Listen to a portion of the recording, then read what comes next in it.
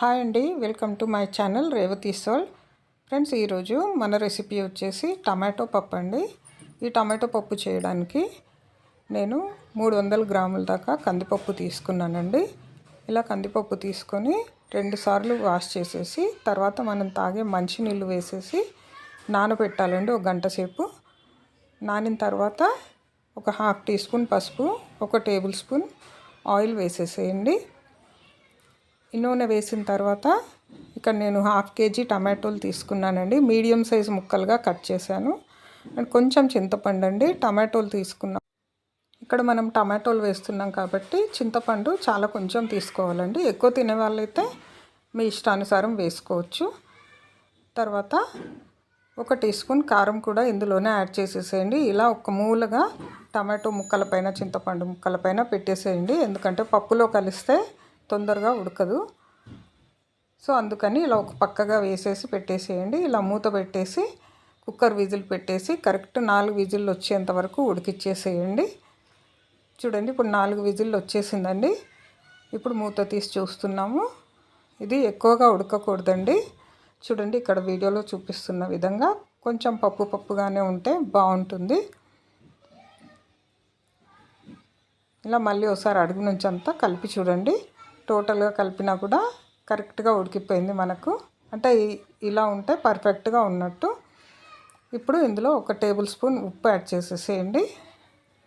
1 table spoon ఉప్పు add చేసి పప్పు గుత్తితోటి మ్యాష్ చేయండి. మరీ మెత్తగా మ్యాష్ చేయొద్దండి. కొంచెం పలుకులుగా ఉంటేనే ఈ పప్పు బాగుంటుంది. చూడండి, ఈ చింతపండు టమాటోలు కొంచెము నలిగేంత వరకు మెదిపితే సరిపోతుందండి.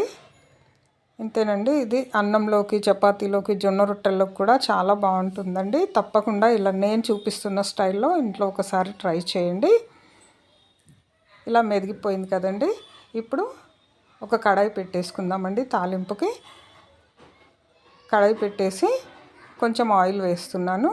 పప్పుకు సరిపడా ఆయిల్ వేసేసి ఒక 1/2 టీ స్పూన్ జీలకర్ర, 1/2 టీ స్పూన్ ఆవాలు వేసేసేయండి. ఈ ఆవాలు చిటపట్లాడిన తర్వాత ఒక 4-5 ఎండుమిరపకాయలు కూడా వేసుకోవాలండి. ఎండుమిరపకాయలు కూడా కొద్దిగా వేగిన తర్వాత ముందే కట్ చేసి పెట్టుకున్న ఉల్లిపాయ ముక్కలు, పచ్చిమిర్చి ముక్కలు కూడా యాడ్ చేసేసేయండి. ఇవి కొద్దిగా వేగిన తర్వాత కరివేపాకు యాడ్ చేసేసేయండి. ఈ ఉల్లిపాయలు కొంచెం వేగాలండి. ఇలా ఉల్లిపాయలు తాలింపులో వేయడం వల్ల ఎక్స్ట్రా టేస్ట్ వస్తుందండి. చాలా బాగుంటుంది. ఈసారి తప్పకుండా ఇలా ట్రై చేసి చూడండి. మీరే చెప్తారు బాగుందని.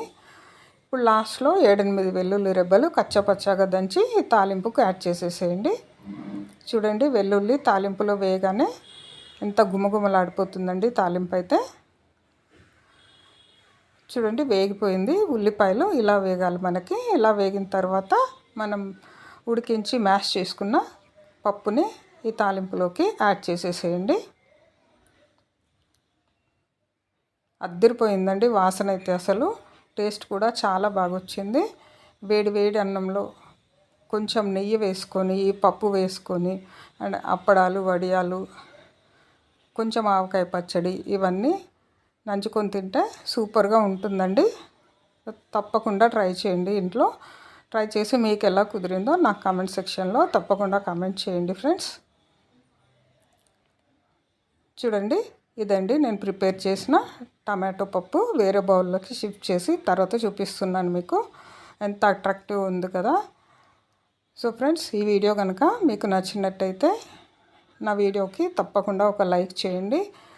అండ్ ఈ వీడియోని మీ ఫ్రెండ్స్ అండ్ రిలేటివ్స్కి షేర్ చేయండి. అండ్ ఫస్ట్ టైం నా ఛానల్ని చూస్తున్న వాళ్ళు సబ్స్క్రైబ్ చేసుకొని బెల్ ఐకాన్ క్లిక్ చేయండి. బెల్ ఐకాన్ క్లిక్ చేస్తే నేను పెట్టే వీడియోలన్నీ మీకు నోటిఫికేషన్లో వచ్చేస్తాయండి. థ్యాంక్స్ ఫర్ వాచింగ్ అండి. మళ్ళీ ఇంకో మంచి కుకింగ్ వీడియోతో మీ ముందు ఉంటానండి. అంతవరకు బాయ్.